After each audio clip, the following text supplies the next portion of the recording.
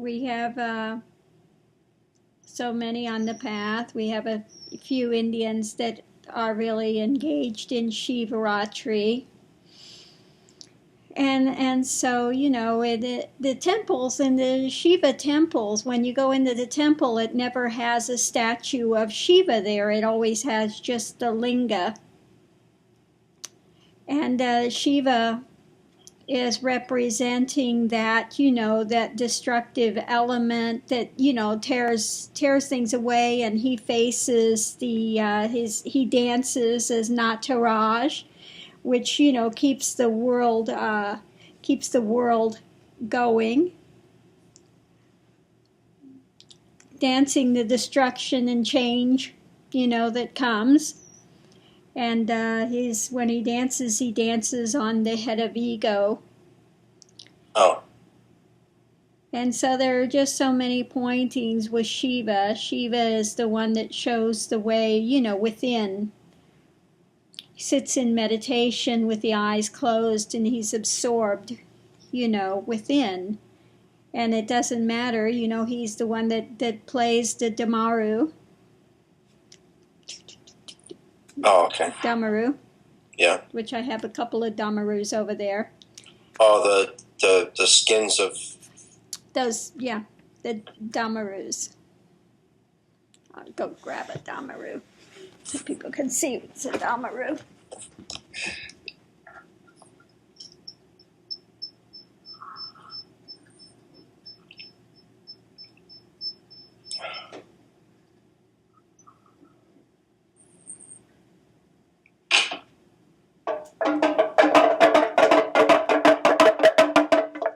These are Damarus. So sometimes when Shiva does it, it's supposed to awaken the world, I think is what it is. It's a sound that awakens the world and brings it into existence. So anyways, they will use these as a practice.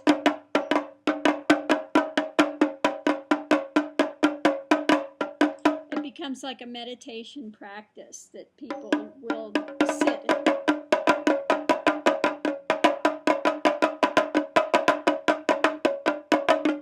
Anyway, that's the Damarus.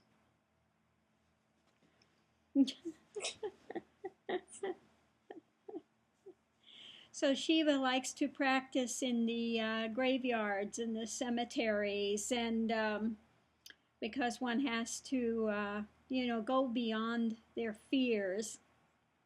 Oh, okay. Okay, a lot of imagery with Shiva. Shiva is the king of the yogis. He's the one that, shows the way in meditation, and no matter how much Shakti would dance and try to entice him, his all way was internal.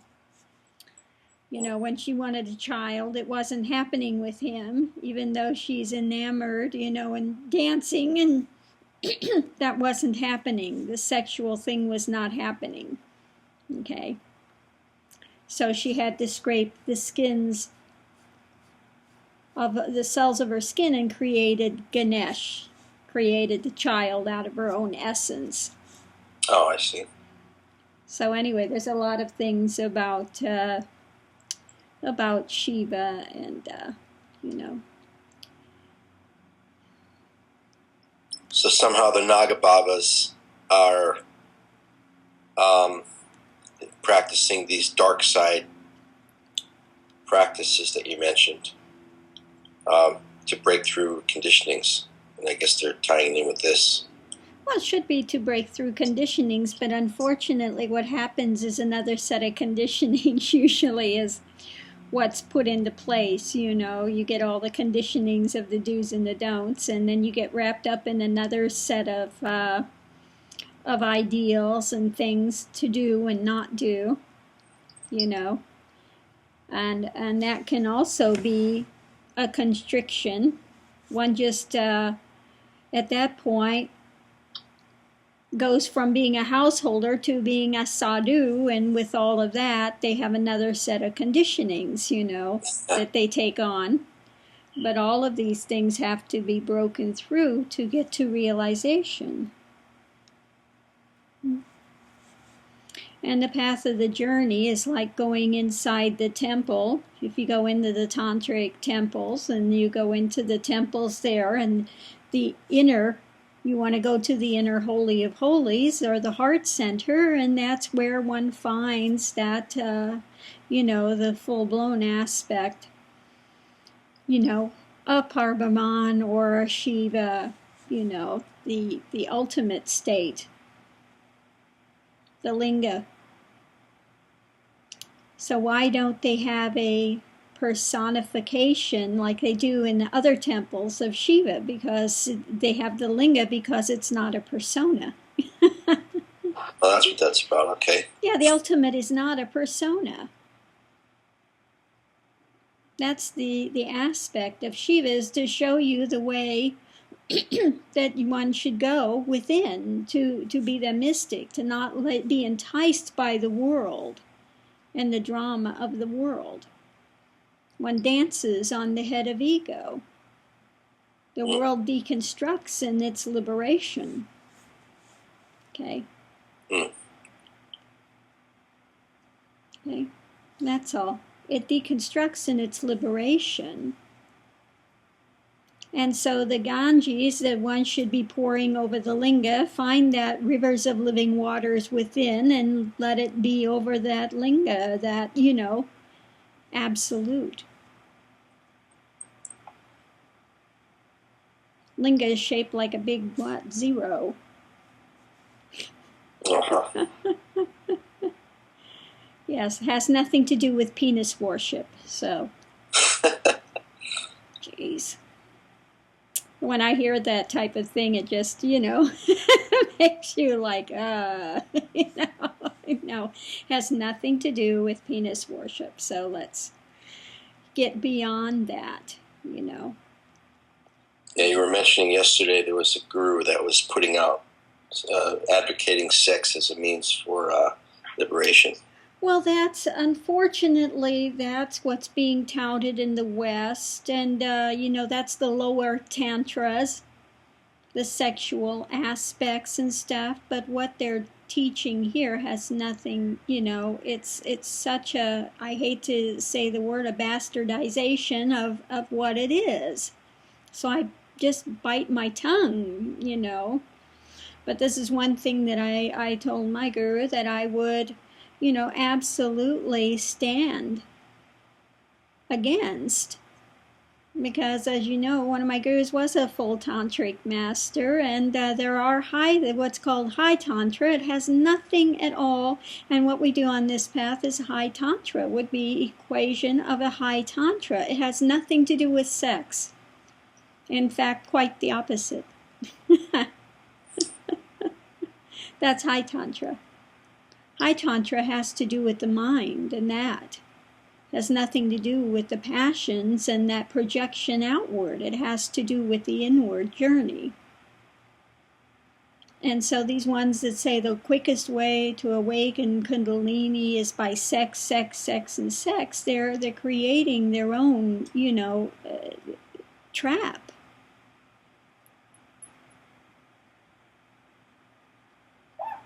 But what can you say? Sex sells here. People want to think, well, I can be caught up in sex and can be holy and can go forward to liberation, etc., etc., etc. It's all love, it's all bliss, it's sex, it's, And that's fine if they want to chase that. They can chase that.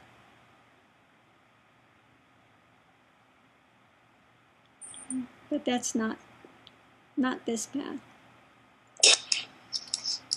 Okay. So people mistake what the symbols mean in the tantras. What the sexual imagery is portraying. Has nothing to do with a physical sexual act.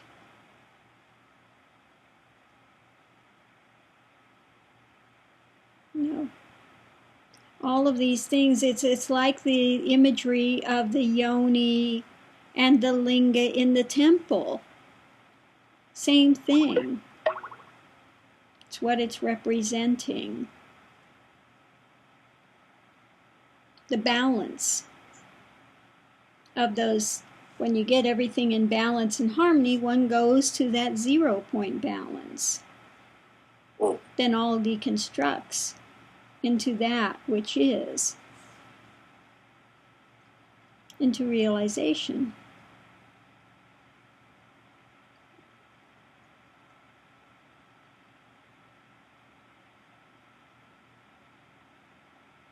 So yeah, I mean, it's even in India, you know, where all of this comes from, they don't understand any longer the tantras. If you go to the tantric temples, the ones that are giving the tours are just, hey, look at that, you know. They don't understand anything about it, the imagery on the temples and what it is and what it's not. All of it's very, very symbolic. You know, when you go there to the temples at Khajuraho, and I've been there, you know, with my teacher, and went through it and all the symbology of what it is and what it's not, and the daily life and things that people are engaging in, and that's what's on the outside of the temple, the daily life. And people would drop things when Shiva would come. They would drop whatever they're doing, you know, whatever they were engaged in. And you can see all of the different dynamics on the outside of the temple. And then as you're going up the temple, when you start going in, it starts becoming quieter and you're looking outward, you know, into that life. And you should be leaving that behind when one is going on this spiritual journey and draws within. And when one gets to the furthest innermost part of the temple, all of that recedes. Okay, very still, very quiet within that.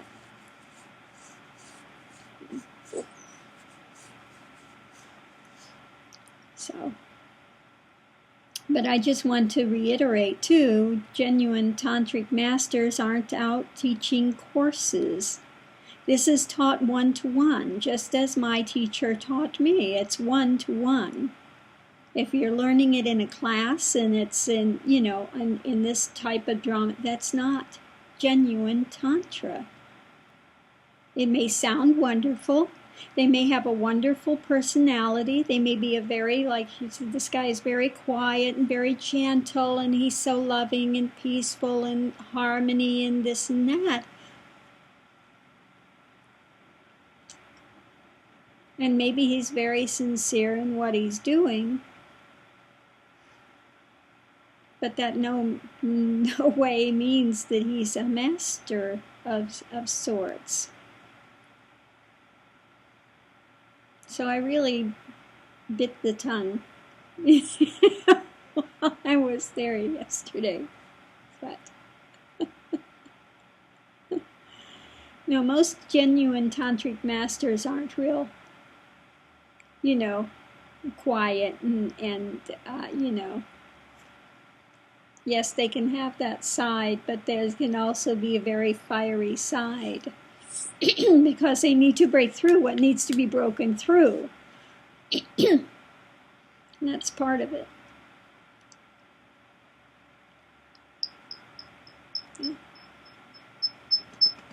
And I think there's such a mistaken notion too. And I think this is a part of the journey. You know, when you're in that projection of this love bliss and it's all God and it's all, you know, oneness in this, then one's caught up into that. It's all this projection of love. It's all about love. Everything is love, you know, but that's still the projection. That all has to deconstruct into that. Still, that's still, to be still. And And once that still is entered and the mind stills and there is no more mind play, then one has truly entered that temple and lives and remains within that temple. And the outward things, the external of the temple, the body form, is doing whatever it does in the world. It plays, it dances, it does whatever, but the internal is still. And as Shiva, in this, we have some that are sannyasis, celibates, they remain in that celibacy. Okay? That's still inner, and doesn't matter. The outward is doing what it does in the world. It continues to do that play, that dance, that, yeah.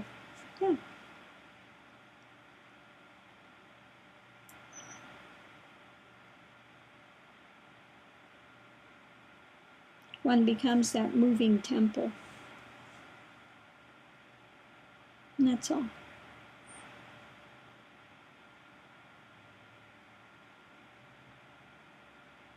No need at that point to be worshiping gods and goddesses. One understands what all of that is.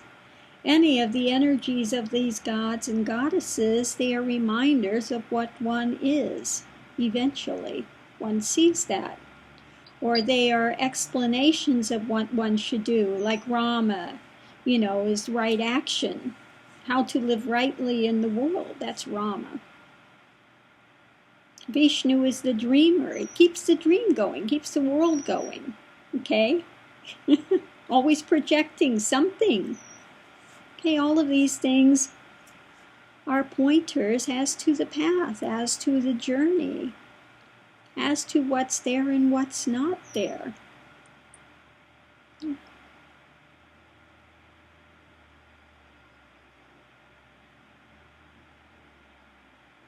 That's all.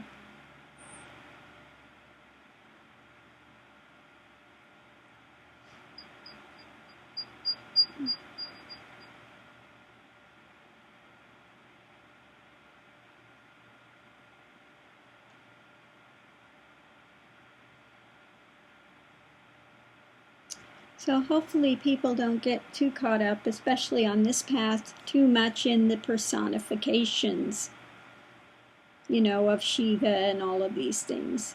Look at what they're representing, and looking at where they are pointing to in the journey.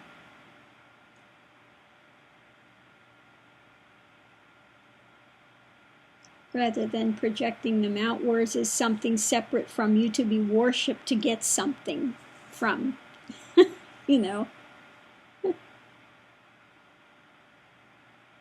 No, not to. What they are, you are. What I am, you are. No separation. In the Holy of Holies, that temple, it's the same aspect. That's all. And when it projects outward, depending on the vibration and the things that's involved in, then it has a different play, that's all. But it's still not separate. And there's something further than oneness. They want to stop at the, still in a personification, which still keeps one on this wheel of karma.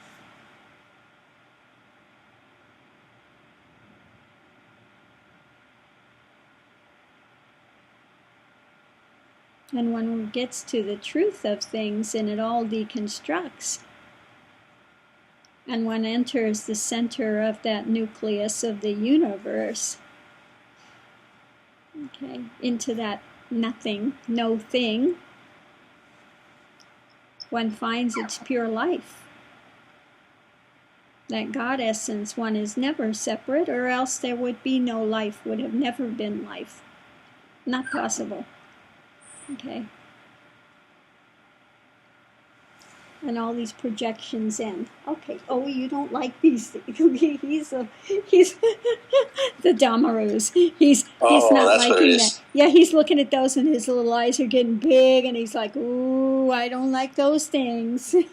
Okay. Those things out of here. I'll move those things. Are they too scary for you, little man? Yeah, they're a bit much. They're a bit challenging for him this morning. Come on. Yeah. So anyway, these Damarus, these are from, I got these when I was in India. They're very old. And they are made from, like this one, they make them from the skull. Well, that's it, yeah. They're made from skulls.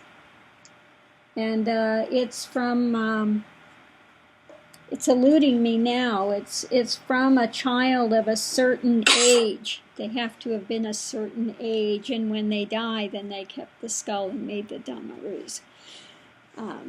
And it's supposed to represent that inherent purity, before they got caught up in the worldly things. So that's the thing that's behind that. All right, come, little man. There we go.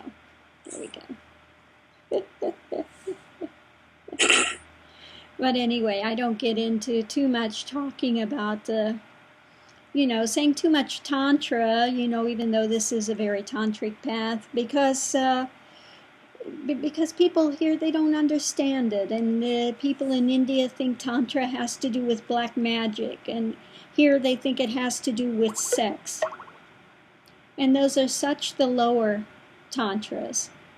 And then I'll just say once again, when it was used in the sexual dynamic, the lowest Tantras, when it was used in India, it wasn't, let's do sexual Tantra and get off.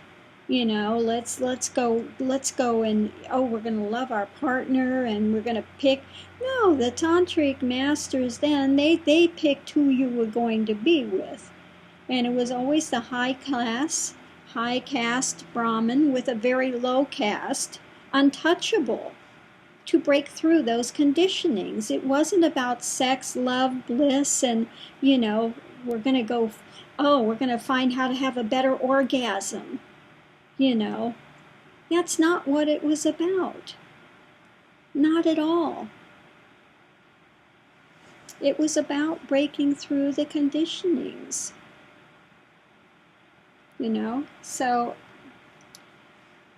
So much drama is out there on that, and it's hard to watch it. It really is hard to see that out there, what people are buying into here that have no background and, haven't lived in India and haven't studied Tantras, and they don't know, one from the other, know nothing of Kundalini or the manifestation of it or what it's to do and not do. Yeah. So anyway, so happy Shivaratri. Yeah, just use Shivaratri for those on this path. Just use it as a way to, dedicate more fully into the internal journey. Don't be so focused on the external of the temples and the imagery on it. Let's go in, and let the rest of that fall away. It's going to take place. That's all. Dance of life continues. Shakti is continuing to dance the dance. That's all. And Nataraj, gains the freedom and dances on the head of ego because it was the illusion, the demon mind. One has to overcome that mind, that demonic mind. Once again, this is what's pointed to also when you read the Chandipat with Kali and Durga, and what they were fighting was the mind, emotions. All of that. All of these texts point to that direction. This is what's overcome the mind and the illusion of separation. Okay. When you have the paths of duality, they go as far as oneness. Most often, that's as far as they go. You know, they want to embrace everything. Embrace. I want to expand and embrace, and it's love, and it's that. Fine. You get to the projection of I am. Okay? And see all of creation is one in nature, is what they see. And yeah, it's a very intoxicating, as I've said before, very intoxicating place to be. Especially if you're like a, worshiper of Krishna, and, it's all that love and projection of that, dance and love and play and the play of God and this and that. It can be very intoxicating to be caught up in that. Very, very intoxicating play. It's all Krishna, Krishna is here and Krishna is there, and it's all Krishna, and it's all the divine dance.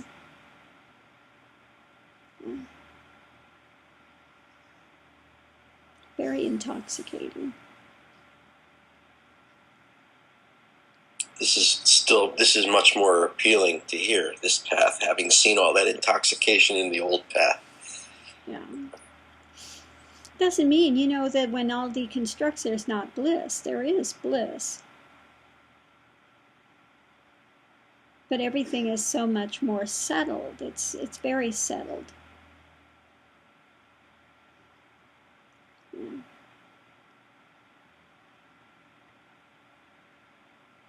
And at that